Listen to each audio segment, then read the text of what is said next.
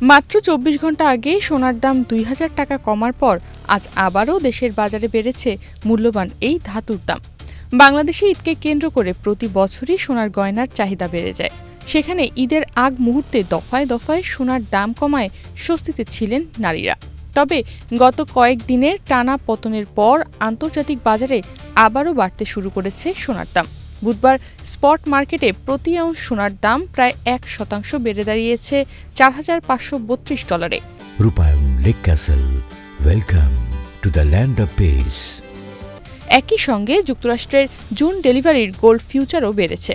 বিশ্ববাজারের এমন ওঠানামার কারণে টানা ৩ দফায় সোনার দাম ৮,৭৪৭ টাকা কমানোর পর আজ আবার ২,১৫৮ টাকা বাড়িয়েছে বাংলাদেশ জুয়েলার্স অ্যাসোসিয়েশন বাজুস। ২১ মে বৃহস্পতিবার সকাল ১০টা থেকে দেশের বাজারে ২২ ক্যারেটের প্রতি ভরি সোনা ২,৩৮,১২১ টাকায় বিক্রি হচ্ছে।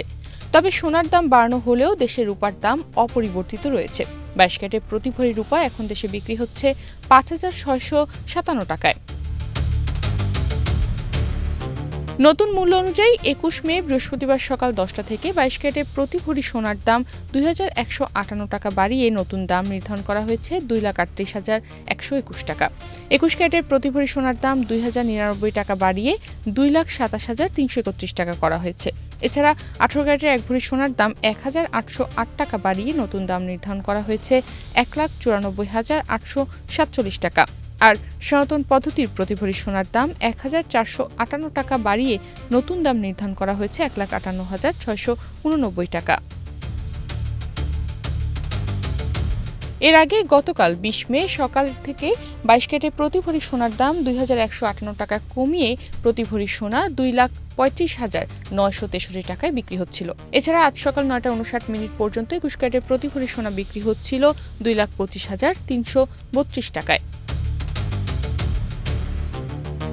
গত কয়েকদিন ধরে বলতে গেলে ধারাবাহিকভাবেই বেড়েছে সোনার দাম। তবে ২০২৬ সালের শুরুতে দেশের বাজারে ২২ ক্যারেটের প্রতি ভরি সোনা ২,২৪,১৮২ টাকায় বিক্রি শুরু হয়। ২০২৬ সালের জানুয়ারি থেকে এ পর্যন্ত দেশের বাজারে ৬৭ বার সোনার দাম সমন্বয় করা হয়েছে। এর মধ্যে ৩৭ বার দাম বাড়ানো হয়েছে এবং কমানো হয়েছে ৩০ বার। ২১ মে বৃহস্পতিবার সকালে সোনার নতুন দাম নির্ধারণ করে বিজ্ঞপ্তি দিয়েছে বাজুস। এতে বলা হয় স্থানীয় বাজারে তেজাবি স্বর্ণ বা পিওর গোল্ডের দাম বেড়েছে। এ কারণে সোনার দাম সমন্বয়ের সিদ্ধান্ত নিয়েছে বাজুস। সেই সঙ্গে সরকার নির্ধারিত ৫% ভ্যাট ও বাজুস নির্ধারিত ন্যূনতম ৬% মজুরি যুক্ত হবে। আবার গহনার ডিজাইন ও মানভেদে মজুরিতে তারতম্য হতে পারে। বিশ্লেষকদের মতে মধ্যপ্রাচ্যের উত্তেজনা কিছুটা কমার ইঙ্গিত, তেলের দামে চাপ কমা এবং মার্কিন বন্ডের সুদহার সাময়িক কমে আসায় আবারও সোনার দাম বাড়তে শুরু করেছে। বিশেষ করে ইরান যুদ্ধ পরিস্থিতি নিয়ে আলোচনার সম্ভাবনা তৈরি হওয়ায় বিনিয়োগকারীদের মধ্যে আশাবাদ দেখা দিয়েছে। যুক্তরাষ্ট্রের প্রেসিডেন্ট ডোনাল্ড ট্রাম্প বলছেন, ইরানের সঙ্গে চলমান যুদ্ধ দ্রুত শেষ হতে পারে। এতে তেলের সরবরাহ স্বাভাবিক হওয়ার আশাও তৈরি হয়েছে। ফলে আন্তর্জাতিক বাজারে ব্রেন্ট ক্রুডের দাম কিছুটা কমেছে। তেলের দাম কমলে সাধারণত মূল্যস্ফীতির চাপও কমে আসে। এতে কেন্দ্রীয় ব্যাংকগুলোর সুদের হার আরও বাড়ানোর চাপ থেকে কিছুটা সরে আসতে পারে।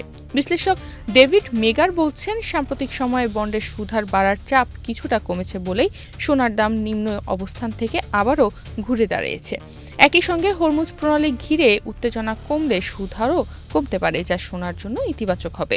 তবে বাজারে এখনও পুরোপুরি স্বস্তি ফেরেনি। যুক্তরাষ্ট্রের কেন্দ্রীয় ব্যাংক ফেডারেল রিজার্ভ আগামী বৈঠকে সুদহার অপরিবর্তিত রাখারই সম্ভাবনা প্রকাশ করেছে। আবার বছরের শেষ দিকে সুদহার বাড়ার সম্ভাবনাও পুরোপুরি উড়িয়ে দেওয়া যাচ্ছে না। ফলে বিশ্লেষকদের একাংশ মনে করছেন সামনের সোনার বাজারে ওঠানামা অব্যাহত থাকতে পারে। তবে সোনার দামের এমন ওঠানামার মধ্যে মধ্যপ্রাচ্য সহ বিভিন্ন দেশে ঈদ মৌসুমে সোনার গয়নার চাহিদা কিছুটা বাড়লেও দামের অনিশ্চয়তার কারণে বড় ধরনের কেনাকাটা কমে গেছে। অনেকেই ভারী গয়নার বদলে ছোট ডিজাইনের গয়না কিনছেন। বাংলাদেশেও একই প্রবণতা দেখা যাচ্ছে। দেশের জুয়েলারি ব্যবসায়ীরা বলছেন, ঈদকে সামনে রেখে দোকানে ক্রেতার ভিড় থাকলেও আগের মতো ভারী গয়নার বিক্রি হচ্ছে না। তনিমা রহমান, বাংলাদেশ প্রতিদিন।